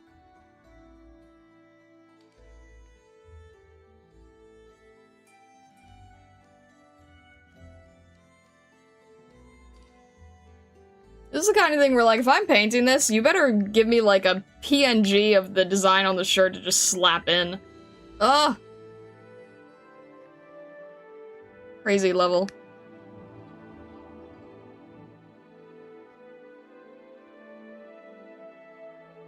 Alright, close enough. We'll take that.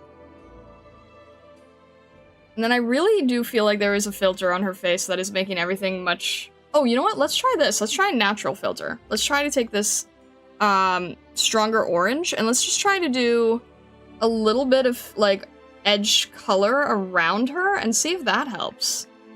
Because maybe that's all it needs to be.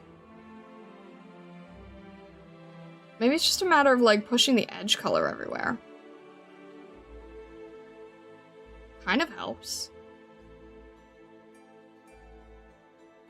When I say the edge color, I mean, like, the edge from the darkest part.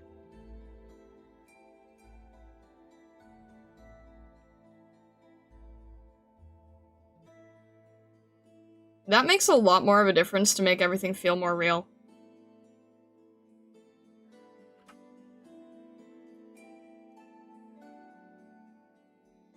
Alright, and then I think what I'm gonna do is I'm just gonna focus on doing this car real quick. And then, just add, like, where I think enough of the rest of the lighting should be, because this is too much. This is a complex piece. I knew it was complex. It's been a really good exercise, though, so I will at least say that. This isn't the same layer. I don't want to do that. Okay. There we go.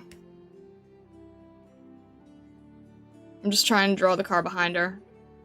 I don't want to have to worry about cutting into it. Just do something like that. I'm not gonna draw a million cars here.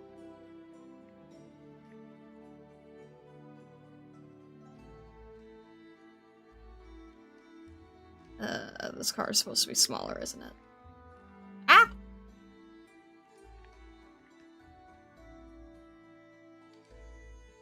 We'll work with that.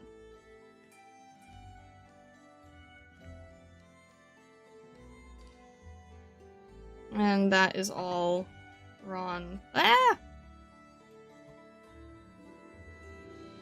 Wrong layer. Work with this here. Make this a little bit lighter.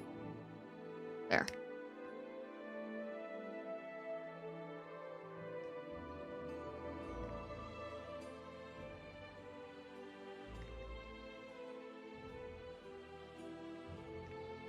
And then this is very bright.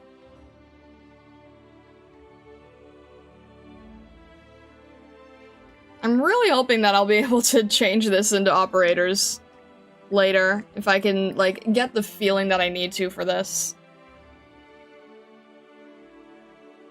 That's the whole point. If I can't do that, then we are not... The whole point is that I need to be able to do this to make, like, the actual type of fan art that we're after. So, let's hope that we can transform this later.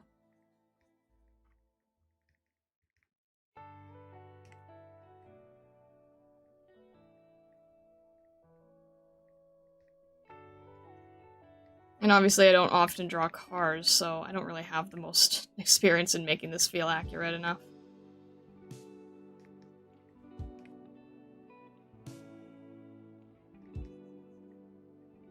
Your shape language still has to be somewhat on point to work.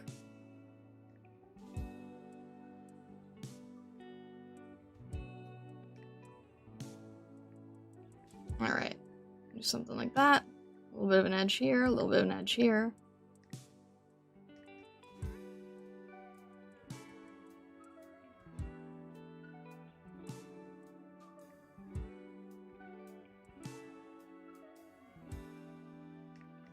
Make that fade a little out.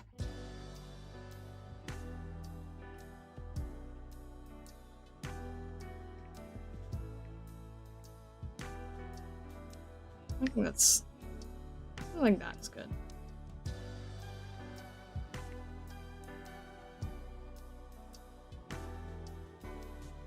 And then we can just sort of add in the lighting, and it'll look fine. Let me just get the...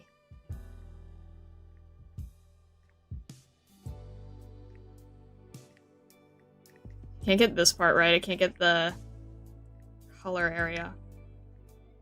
Alright. Why does this feel purple?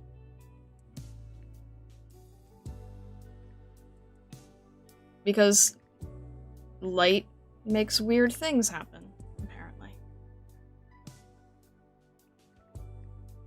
Alright. Add a little bit more detail there. Sort of fake the detail here. Push that here. There we go. Just so you know, Fox provided the link/timestamp of Super shouting you out, and I clipped it and posted it on the server. It's 1 minute 55 seconds long. Thank you so much! I really appreciate that! Thank you very much, Fox. Thank you very much, Vessa.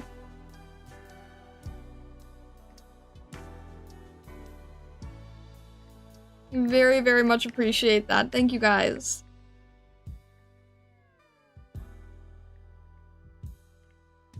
Alright.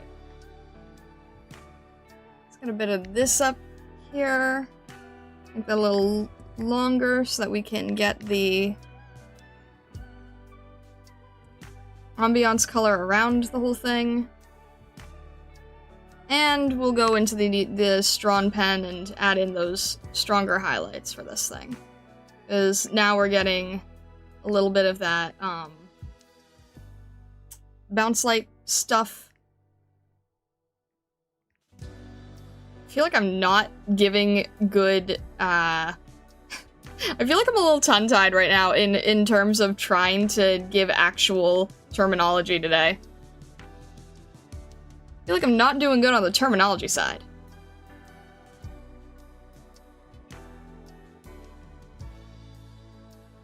Hopefully you guys can at least understand what I'm saying when I'm, like, trying to just articulate as best I can.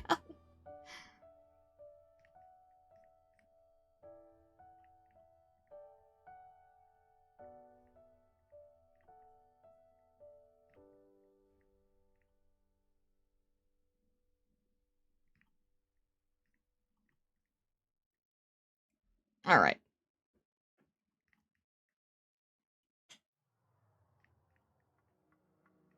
Good enough on that car.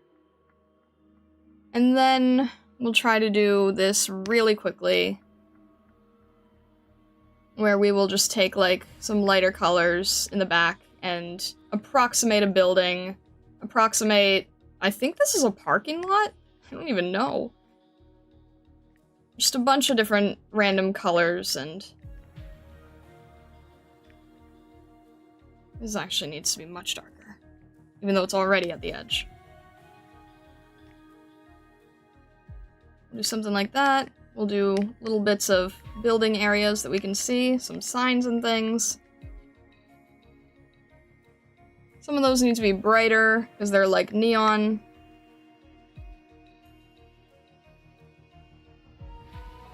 I'm just adding a bunch of different stroke colors, making it feel like there's stuff behind. Trying to vary the sizes, too. Make that feel more realistic if you vary the sizes. Alright. Some of those are gonna have to be, like, really, really bright, but also blurry.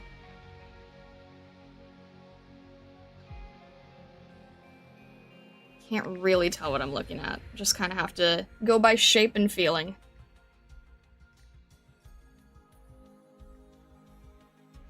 There's also another car here, I think. I can't really make it out, so I'm just gonna do, like, rough highlight area, and then... If you make the rough highlight area really, really thin, I feel like it's better. Alright, let's go for more of a blue, because these are neon signs. So, lots of blue light in our faces. And I'm still using the soft brush the entire time.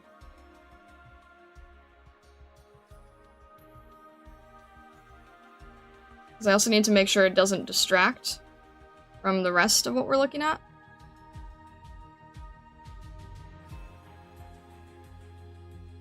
So it still needs to stay soft, so I'm using a soft brush.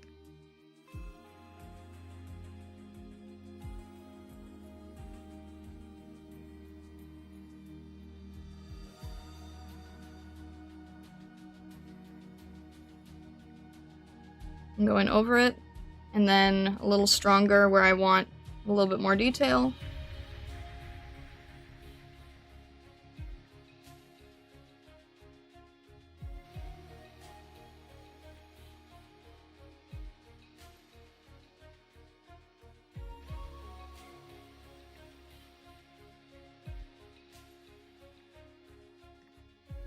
And then the thinner I make the brush, the more it feels like there's detail happening in the back, even if there's none. But it's a good way to just sort of make it feel like a parking lot area. This is a little smaller.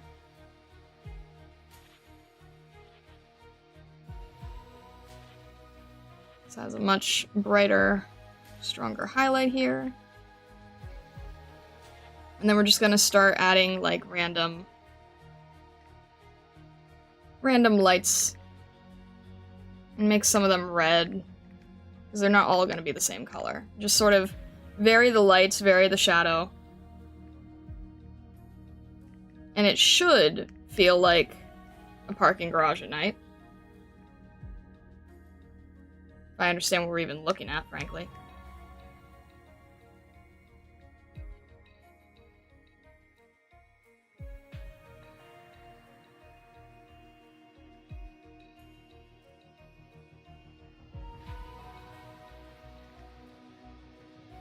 Alright.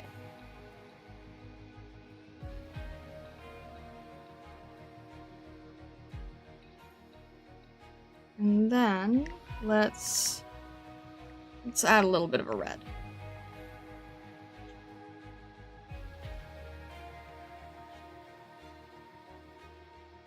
We're gonna add some of these red lights, and then we're gonna add more yellow light inside. It's gonna feel like it's glowing.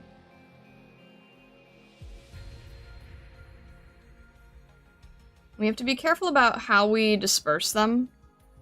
We want it to kind of at least make sense. If you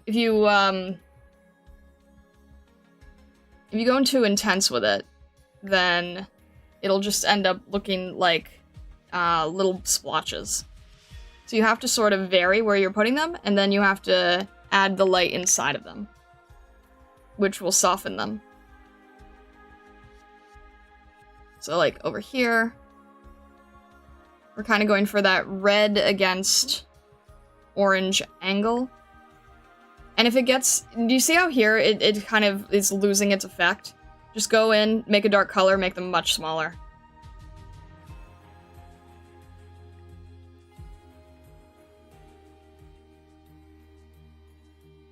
And then for a few of these, you make it really stand out by going closer to pure white.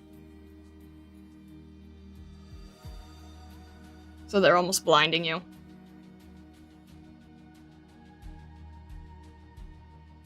You just want to do it in a few spots.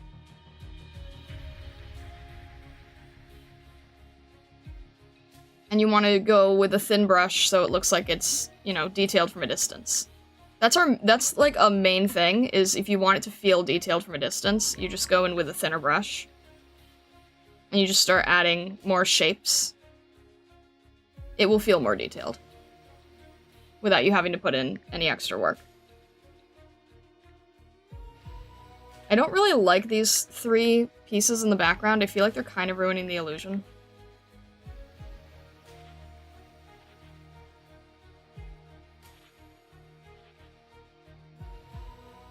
And try to vary it so they don't all look like they're directly on top of each other. And maybe I'll change the color of one. Maybe that'll help.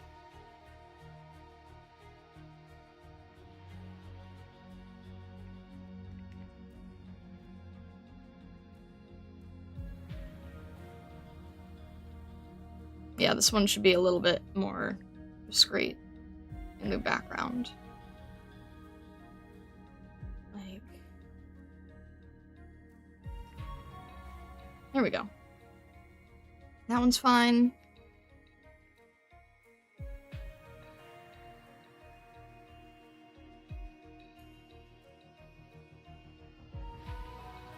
And then some of these lights are like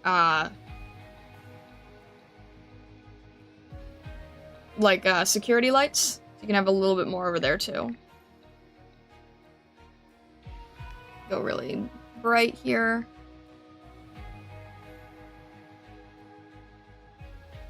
Stuff like that.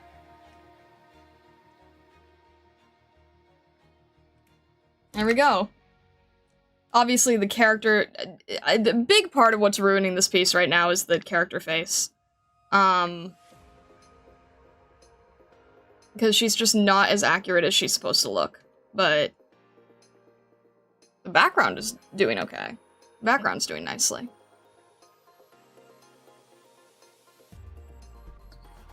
Alright, let's see here.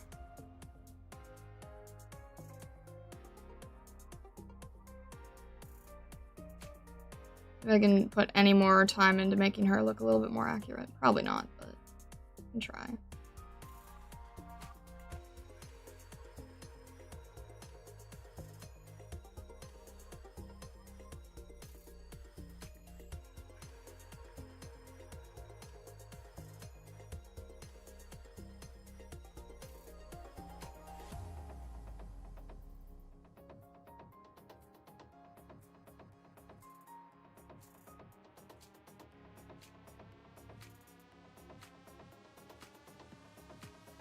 Maybe add like a little bit of a higher cheekbone, I'm not really sure.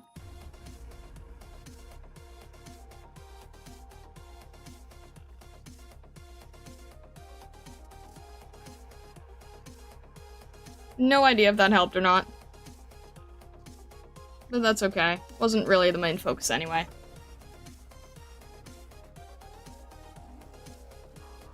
Her eye might just be too big and not really facing the right way. Not really sure. Eyes are very subtle. If you don't get it right, the whole piece looks off.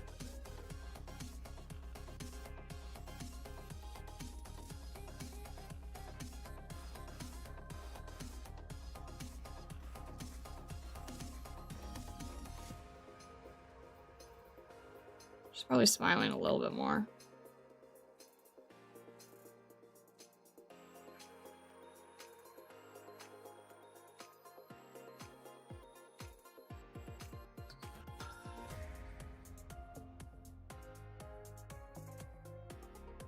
Alright, that's fine. The main thing is, like, we're able to get the realism feeling of the garage.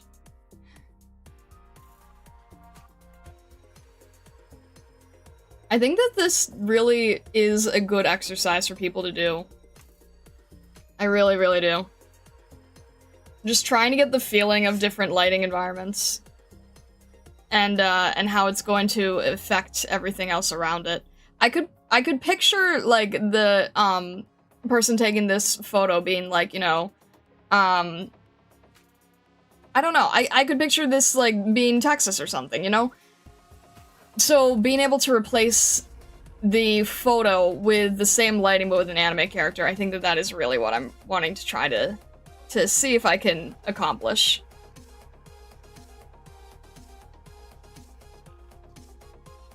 It's a good exercise, though. It really, really helps. I don't know if anyone is interested in doing, in trying this out. I do recommend it if you ever want to try doing this type of style. It really, really does help.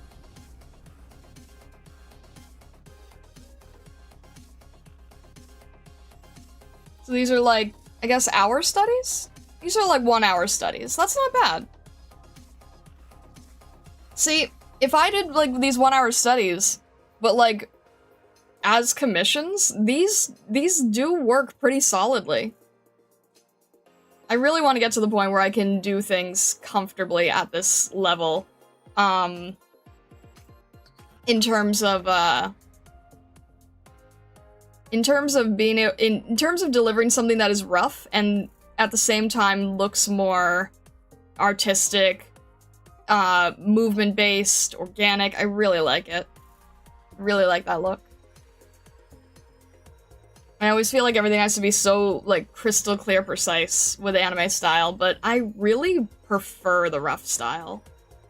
It took me a long time to understand that, because I've been doing clean, refined things for so long. But I really do love the rough stuff. I think it really shows a level of control and detail.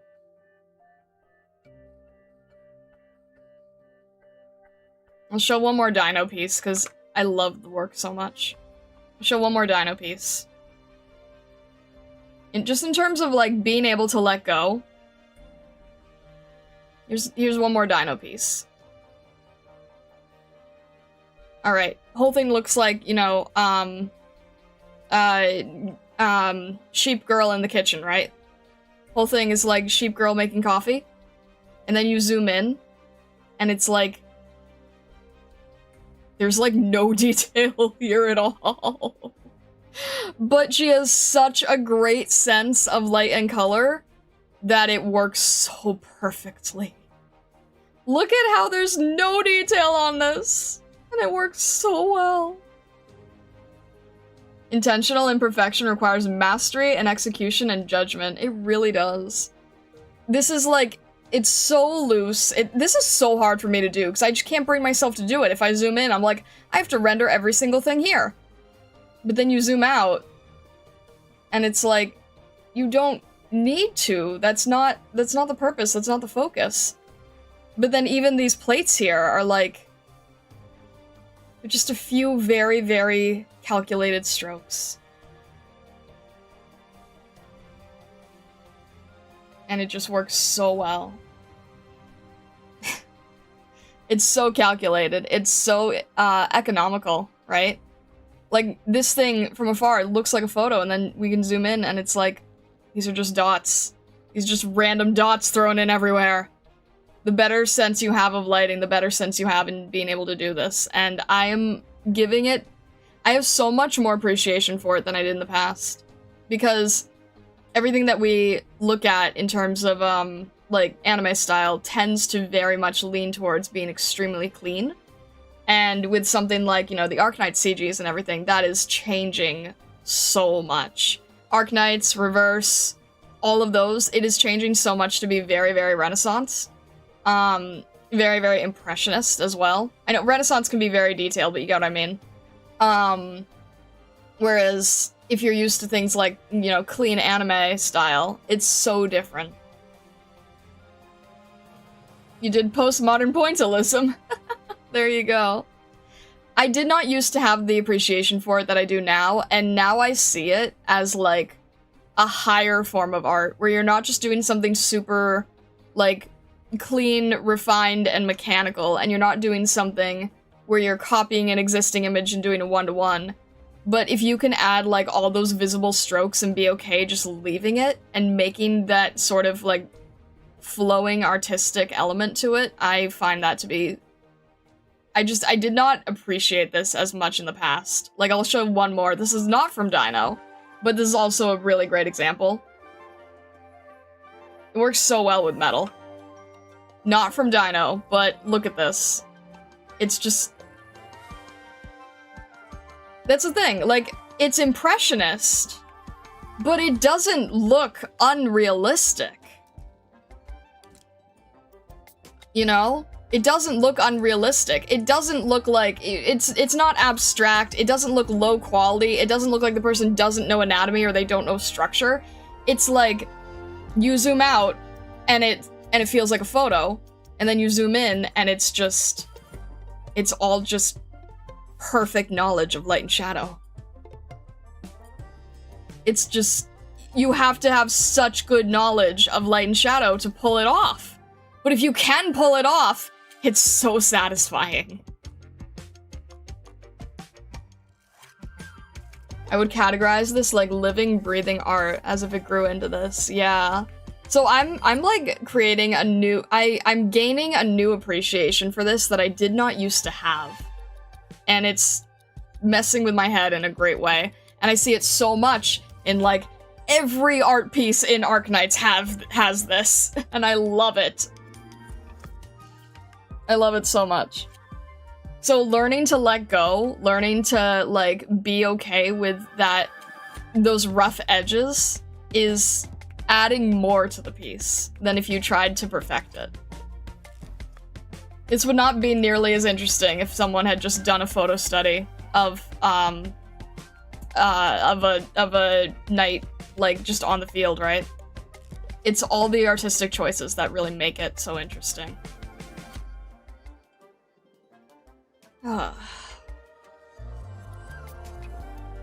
Alrighty. I think with that being said, I think that we are going to call it there, because tomorrow I have to do a huge amount of reading. So I think we're gonna call it a little bit early today. But I think that we were very successful in doing a lot of these practice pieces. Being able to do like 1 hour studies and get the light and shadow down is something that I normally don't experiment with, normally don't get to try. And I think it's really, really helped learn a lot of techniques from this. So I'm really hoping that you guys enjoy following along too. I like being able to do art time with you guys. With that being said, we will be live tomorrow going through lots of records and manga, which should be interesting. I'm excited to see what that's all about. And then Thursday, we'll be back here doing the same thing, but we'll pick some operators to tie into these photos. So if you see any photo in like Starlight Chat that someone posted, and you're like, oh my gosh, this would work so well for gravel, this would work so well for Degenbreck or whatever, let me know. Assign some photos to different operators. We'll pick a few, we'll try it out. We'll see if we can get to that, you know, we'll see if we can kind of get into that, you know, light novice dino illustration feeling. Alright. Thank you so much, Stargazers. Have a fantastic rest of your day, evening, or night, wherever you may be in the world or the worlds beyond. And well, thank you so much, and I will see you tomorrow.